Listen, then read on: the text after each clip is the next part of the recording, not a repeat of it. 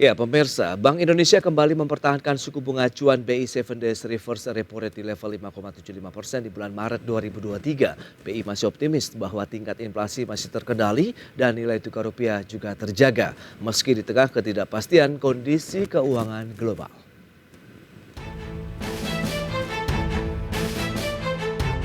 Rapat Dewan Gubernur Bank Indonesia pada tanggal 15 dan 16 Maret 2023 memutuskan untuk mempertahankan BI 7-day reverse repo rate sebesar 5,75%. Demikian pula suku bunga deposit facility tetap sebesar 5% dan suku bunga lending facility tetap sebesar 6,5%. Keputusan ini konsisten dengan stand kebijakan moneter yang preemptif dan forward-looking untuk memastikan terus berlanjutnya penurunan ekspektasi inflasi dan inflasi ke depan. Demikian pernyataan Gubernur Bank Indonesia Peri Warjio terkait hasil keputusan rapat Dewan Gubernur Bank Indonesia yang kembali menahan suku bunga acuan di level 5,75% pada 16 Maret 2023. Dengan demikian, Bank Sentral telah menahan suku bunga acuan selama 2 bulan berturut-turut setelah kenaikan di bulan Januari 2023. BI meyakini tingkat inflasi di Indonesia masih terkendali dan nilai tukar rupiah juga masih terjaga, meski saat ini pemerintah tengah mencermati ketidakpastian kondisi keuangan global. Di mana sejak 1 Januari hingga 15 Maret 2023, BI mencatat nilai tukar rupiah terhadap dolar Amerika Serikat masih menguat 1,32% secara tahun berjalan. Sementara itu, Bank Sentral menyadari ketidakpastian pasar keuangan global tengah meningkat yang salah satunya disebabkan oleh tutupnya 3 bank di negeri Paman Sam, yaitu Silicon Valley Bank, Silvergate Bank, dan Signature Bank. Meskipun demikian, BI optimistis prospek pertumbuhan ekonomi nasional masih terjaga. Dan diperkirakan, pertumbuhan ekonomi Indonesia masih bisa mencapai level atas pada kisaran 4,5 hingga 5,3%. Jakarta, Tim Liputan IDX Channel.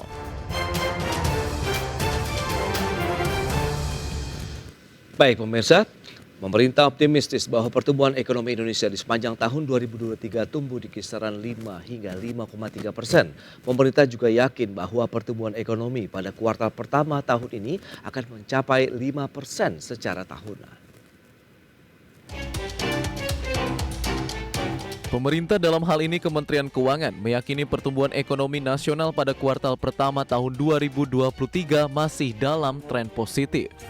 Menteri Keuangan Sri Mulyani Indrawati mengatakan, setidaknya pertumbuhan ekonomi di kuartal 1 masih dapat mencapai 5% secara tahunan. Indikator pertumbuhan positif tersebut diantaranya terlihat dari pertumbuhan kredit, indeks keyakinan konsumen dan juga PMI Manufaktur Indonesia. Dan salah satu penunjang pertumbuhan yaitu konsumsi juga diperkirakan masih cukup kuat mengingat adanya momentum bulan puasa. Hal tersebut terlihat dari indeks keyakinan konsumen yang stabil di tingkat yang tinggi yaitu 122,4.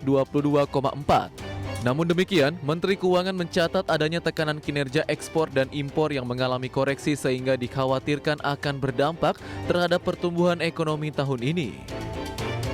8 sampai 5,3 untuk Q1 untuk seluruh tahun. Untuk Q1 kita masih berharap akan mendekati 5%, terutama karena tadi dari consumption masih cukup kuat, meskipun kita mewaspadai terutama ekspor yang mengalami koreksi dari sisi level growth-nya cukup tinggi. Tapi kalau ekspor import dua-duanya koreksi juga biasanya net ekspornya tetap akan cukup baik. Sementara itu pertumbuhan kredit hingga 11,4% dan PMI manufaktur yang juga berada di level ekspansif selama 18 bulan berturut-turut akan semakin memperkuat pertumbuhan ekonomi di kuartal pertama. Sri Mulyani pun optimis pertumbuhan ekonomi dapat mencapai 5 hingga 5,3%. Jakarta, Raharjo Patmo, IDX Channel. Ya, pemirsa, untuk membahas tema kita mengenai jaga kondusivitas ekonomi, BI kembali tahan BI 7 Days Reverse Repo Rate sudah tersambung melalui Zoom bersama dengan Bapak Rian Kirianto, Ekonom Institute of Social Economic and Digital. Ya, selamat pagi Pak Rian. Selamat pagi, Ya, Mas Pras. salam sehat Pak. Sehat. Baik, ini akhirnya Bank Indonesia kembali lagi Pak menahan suku bunga acuannya. Menurut Pak Rian sendiri, apakah ini suatu langkah yang cukup tepat begitu di tengah kondisi global yang semakin tidak pasti begitu?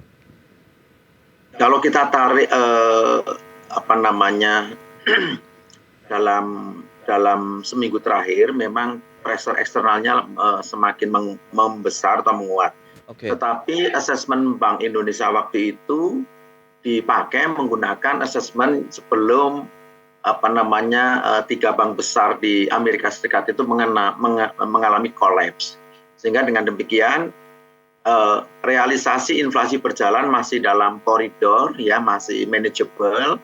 Kemudian yang kedua tadi disampaikan Pak Gubernur Bank Indonesia bahwa expected inflation ke depan juga masih dalam koridor. Bahkan diyakini sampai akhir tahun ini mungkin arah inflasi kita masih di dalam jangkar yaitu 3% plus minus 1. Which is kalau 3% pun mungkin 3, sekian persen sampai akhir tahun. Tetapi itu masih dalam target yang dipatok oleh central bank. Nah, kedua, ditahannya level BI rate tetap 5,75% kemarin itu adalah yang kedua secara berturut-turut karena Bank Sentral meyakini bahwa kenaikan BI rate pada 3 bulan, 4 bulan yang lalu itu sudah cukup efektif untuk menahan pergerakan inflasi agar tidak semakin tidak terkendali.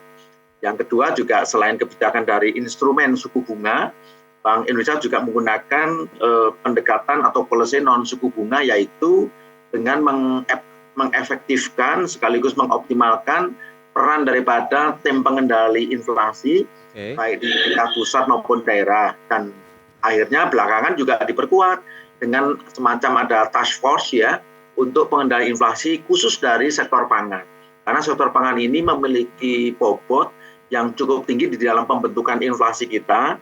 Dan yang kedua di inflasi yang berasal dari sektor pangan itu memang memiliki sensitivitas yang tinggi sehingga perlu dijaga ketersediaan bahan-bahan pangan, bahan makanan jadi itu di pasar sehingga harganya tidak bergejolak. baik. Tapi kalau kita lihat dengan laju inflasi sendiri, Februari kemarin 5,47%, ini juga lebih tinggi dibandingkan dengan Januari 5,28% secara tahunan begitu Pak Rian. Anda melihat bagaimana tren inflasi, apalagi nanti ada ya kita lihat bulan Ramadan, kemudian Lebaran begitu Pak. Ya betul.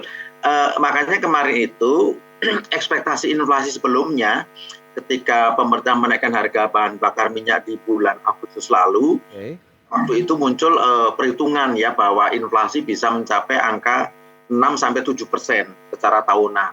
Tapi kemudian dilakukan pengendalian pasar yang baik, operasi moneter yang baik, operasi pasar yang baik sehingga inflasinya mencapai di bawah ekspektasi kita yang sekitar 6-7%.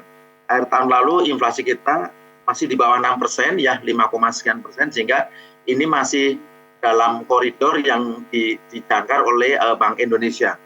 Yang kedua memang betul, saya juga mengingatkan bahwa ada potensi terjadinya lonjakan inflasi musiman atau seasonal inflation istilahnya. Ketika pada bulan April Mei nanti ya ketika kita merayakan Lebaran Idul Fitri didahului dengan kegiatan puasa Ramadan, ini biasanya terindikasi laju inflasinya itu meningkat, terutama ditopang oleh inflasi dari sektor pangan ya, kemudian sektor transportasi. Kenapa demikian? Nah, karena ada semacam aktivitas ritual ya di mana sebagian masyarakat kita akan melakukan perjalanan antar kota ya, antar pulau dalam rangka untuk menikmati perayaan Lebaran Idul Fitri ini atau yang kita kenal dengan istilah mudik. Ada sekian ratus juta orang akan pulang kampung kalau orang bilang. Nah, tentu ini akan mendorong inflasi dari sisi konsumsi sehingga kalau tidak di-maintain ketersediaan daripada kelompok sektor pangan, ini bisa berisiko yaitu menaikkan inflasi yang di luar kendali kita.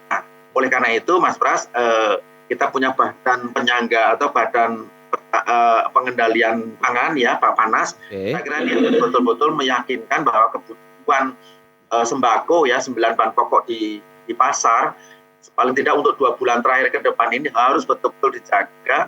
Jangan sampai ada kelangkaan yang nanti terjadi distorsi harga.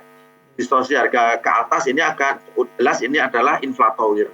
Nanti kita mengendalikannya di bulan-bulan berikutnya menjadi lebih sulit ya. Karena mau nggak mau kalau inflasi di bulan April, Mei nanti itu tinggi di luar perkiraan kita, tentu harus diantisipasi setidaknya dengan melalui jalur suku bunga lagi. Baik. Ini highlight untuk kedepannya nih Mas Pras. Oke, nah apakah ini juga akhirnya menjadi sentimen positif juga ini bagi dunia perbankan dan juga mungkin sektor usaha lainnya? Saya kira ya, makanya saya bilang bahwa 2 kali pertemuan rapat Dewan Gubernur Bank Indonesia tetap menahan level BI rate di 5,75% ini setidaknya tidak tidak mendorong atau mendesak sektor keuangan kita, terutama perbankan, untuk menyesuaikan suku bunga baik di sisi simpanan maupun di sisi pinjaman atau kredit. Karena sesungguhnya gerakan kenaikan suku bunga itu sudah terjadi 2-3 bulan lalu ketika Bank Indonesia pada saat itu cukup agresif menaikkan BI rate kita. Nah sekarang dengan ditahannya BI rate tetap di posisi 5,75, tentu tidak ada semacam stimulan ya bagi perbankan untuk menyesuaikan suku bunga lagi, yaitu arahnya ke atas. Saya kira tidak terjadi lagi. Nah, kalau kita lihat dengan likuiditas kemudian resiliensi dari perbankan di Indonesia sejauh ini begitu, kalau memang akhirnya BI rate ditahan, sementara kita tahu tekanan global Anda katakan juga semakin meningkat begitu dalam sepekan terakhir ini, bagaimana melihat perbankan kita? Saya mencermati ya perkembangan terakhir bahkan sampai tadi malam, memang yang terjadi di di Amerika Serikat maupun di Eropa itu otoritas di sana segera bergerak cepat menyelesaikan PR besar, yaitu bagaimana 3 bank yang mengalami problem struktural ini dapat diselesaikan. Dan itu direspon oleh pasar itu dengan baik, dengan positif, sehingga mungkin efek negatif daripada 3 bank yang bermasalah ini hanya limited atau temporer. Yang kedua, arah atau impact ke Indonesianya rasanya jauh sekali, karena baik dari sisi sifat bisnisnya, kemudian bisnis modelnya maupun cakupan daripada operation dari ketiga bank ini relatif different atau berbeda dengan mekanisme operasional perbankan di Indonesia. Jadi itulah saya katakan impact daripada 3 bank bermasalah di Amerika ini tidak akan menjalar atau contagion efek ke perbankan Indonesia. Nah, tapi yang penting tadi saya sampaikan terkait dengan outlook inflasi kita harus betul-betul siap sedia untuk ada dua event nanti akan kita hadapi, yaitu satu event Lebaran Idul Fitri, dan event kedua adalah di akhir tahun nanti ada perayaan Natal dan Tahun Baru yang lagi-lagi itu seasonal inflation-nya biasanya juga tinggi. Tapi belajar dari tahun-tahun lalu, Mas Pras ya, saya meyakini pemerintah bersama seluruh perangkat-perangkatnya mampu mengelola atau mengendalikan arah inflasi ini tetap sesuai yang diekspektasikan atau yang ditargetkan, yaitu kalau menurut Bank Indonesia 3% plus minus 1. Oke.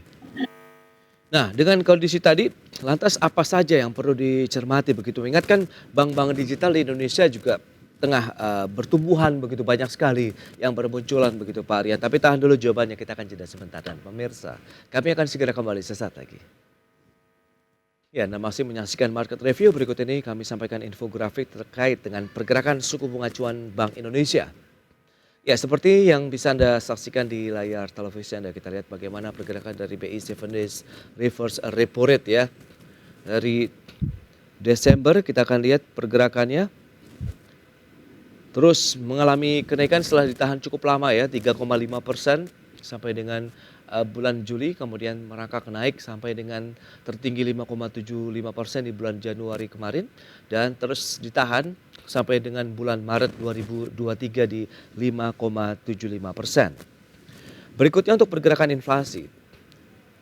Kita lihat trennya juga tidak jauh berbeda, naik terus untuk pergerakan inflasi kita meskipun sempat mencapai level tertingginya pada bulan September 2022 hampir 6%, tepatnya di 5,95%. Kemudian beragam upaya sudah dilakukan pemerintah untuk mengendalikan ya laju inflasi dan tercatat 5,47% di bulan Februari 2023. Baik, kita akan lanjutkan kembali perbincangan bersama dengan Bapak Rian Kerianto, Ekonom Institute of Social Economic and Digital. Pak Rian, kalau mencermati dengan beberapa kejadian yang tadi Anda sudah katakan, begitu perbankan global yang saat ini tengah mencermati keruntuhan lah, kira-kira 3 bank yang dikhawatirkan berdampak sistemik terhadap keuangan di Amerika Serikat dan juga menjalar ke Credit Suisse begitu. Anda melihat apakah ini ada peluang merembet sampai ke Indonesia atau karena core bisnisnya berbeda kita aman-aman saja? Silakan. Saya kira efek negatif dari kebangkrutan 3 bank besar di Amerika ini akan sangat limited ya untuk dampak negatifnya ke Indonesia. Karena apa? Kalau kita cek data tadi malam saya lihat hampir semuanya rasanya tidak ada business relation ya antara perbankan kita Indonesia dengan 3 bank ini. Itu satu. Yang kedua bahwa bisnis model atau model bisnis dari 3 bank ini juga berbeda dengan bisnis perbankan di Indonesia. Sebagai contoh misalnya Silicon Valley Bank. Bank ini betul-betul hanya kontak atau connect dengan sektor usaha rintisan atau startup, kemudian dengan venture capital, di mana share di situ saya lihat memang dominan banget, besar sekali. Dalam situasi ekonomi yang sehat, yang baik, saya kira itu nggak ada masalah, baik-baik saja. Tetapi ketika ekonomi Amerika mulai melambat, kemudian Eropa juga melambat, dan kita hidup di dalam rezim suku bunga yang tinggi, tentu ini memberikan dampak yang negatif atau tidak kondusif bagi 3 bank itu. Dan mestinya pada awal ketika alarmnya itu sudah memberikan semacam sinyal kurang baik atau negatif, harusnya segera pada tingkat yang paling dini ada semacam early warning system yang yang harus diambil oleh manajemen bank-bank ini untuk melakukan tindakan yang namanya penyelamatan. Tetapi kita nggak tahu persis kenapa ini lalu jadi sampai akhirnya boleh dikatakan sampai lempar handuk, sehingga otoritas keuangan setempat harus melakukan tindakan-tindakan segera dalam rangka untuk memulihkan kepercayaan publik atau kepercayaan masyarakat, sehingga mereka tidak melakukan yang namanya rush atau bank run. Dan sepemantauan saya itu cukup berhasil. Nah di sini Mas Bas, kita harus betul-betul mengambil pelajaran penting bahwa di dalam situasi yang masih serba tidak pasti ini, maka alert system, ya, sistem kewaspadaan dini di bank-bank kita harus ditingkatkan atau dinaikkan. Yang kedua, sistem manajemen risiko kita, baik itu risiko kredit atau risiko pasar, itu harus betul-betul dioptimalkan lagi activity-nya. Nah, yang terakhir, kita harus betul-betul lebih prudent. Ini saya ngomong prudent itu begitu enaknya, tapi saya yakin melaksanakannya gampang. Prudential principle itu yaitu ketika bankir-bankir kita di dalam mengendalikan operasionalnya itu betul-betul comply dengan misalnya tata kelola yang baik. Kemudian menghindari kepentingan sesaat yang itu boleh jadi menjerumuskan. Misalnya pada saat itu misalnya di Amerika memang salah satu sektor ekonomi yang booming itu adalah startup. Tetapi kan kita harus lihat horizon waktunya. Apakah ini long term, apakah ini medium term, apakah ini short term. Dan ketika terjadi pandemi COVID-19 disusul dengan risiko perang, startup di Amerika sekalipun itu banyak yang berguguran. Nah, sehingga banknya ini menjadi collapse. Nah, di samping itu ini placement atau penempatan daripada aktiva dari bank-bank ini lebih banyak di instrumen-instrumen yang sifatnya itu seperti bond atau obligasi. Nah, ketika suku bunga di Amerika dan di negara lain cenderung naik, tentu nilai bersih atau mark to market daripada aktiva-aktiva bank-bank ini menjadi tergerus atau terdiskon. Nah, itulah yang membuat kenapa bank ini akhirnya mengalami illiquid atau collapse, sehingga harus di backup oleh otoritas maupun oleh bank-bank yang lain atas guidance daripada otoritas tempat. Nah, kalau kita lihat dengan kondisi di Indonesia, ada beberapa juga kan sudah mulai banyak bahkan bank-bank digital begitu yang juga ada yang fokus ke perusahaan-perusahaan startup. Kita lihat juga ini kan terus bertumbuh begitu di Indonesia. Nah, apa yang bisa kita ambil begitu supaya hal ini tidak terjadi juga di Indonesia? Ya, kita harus cermati dua isu, dua aspek. Pertama, bahwa ada inisiatif pengelola atau pemilik bank untuk mengarahkan banknya ke menjadi bank digital. It's okay, karena mereka punya segmen market yang memang mayority profil customernya itu betul-betul sangat heavy dengan digital banking. No issue. Yang kedua, bagi startup, sepanjang startup kita itu dikelola dengan baik ya, dengan prudent, kemudian juga manajemen risikonya bagus, tentu dia akan bisa live, bisa survive, bahkan bertumbuh. Makanya harus kita bedakan karena begini Mas Pras, ini beberapa kolega mengatakan bahwa hati-hati dalam membiayai startup. Oke. Nah, kalimat itu nggak salah, tapi juga harus kita cermati karena sistem perbankan kita juga sudah menganut yang namanya GCG principle, kemudian ada risk management system dan sebagainya. Dalam rangka melakukan assessment ketika tindakan penyaluran kredit itu diberikan kepada siapapun, apakah kepada pelaku startup ataukah juga kepada pelaku non startup. Jadi semua menggunakan prinsip yang sama, yaitu pendekatan 5C ya kalau di perbankan, sehingga ketika pinjaman itu diberikan kepada apakah itu startup, apakah itu non startup sebagai obligor atau debitur, maka perjalanan kredit tadi tetap aman, tetap selamat sampai jatuh tempo kredit yang diberikan. Itu Mas Pras. Iya, lantas dengan kondisi yang ada juga, Anda melihat bagaimana optimisme tadi Bu Sri Mulyani masih bisa optimis bahwa pertumbuhan juga masih bisa di atas 5% begitu. Sementara Pak Aryan melihat dengan tantangan yang ada, kondisi global juga yang semakin tertekan dengan dampak perang yang berkepanjangan dan cenderung meluas ini. Apalagi sudah ada penetapan bahwa Putin masuk dalam kategori penjahat perang begitu yang tengah diburu oleh banyak negara begitu. Anda melihat bagaimana eskalasi yang terjadi saat ini? Ya, tadi memang Bu Sri Mulyani sempat mengatakan kemungkinan besar salah satu kontributor produk domestik bruto kita yaitu dari ekspor mungkin akan sedikit tertekan. Itu betul saya kira.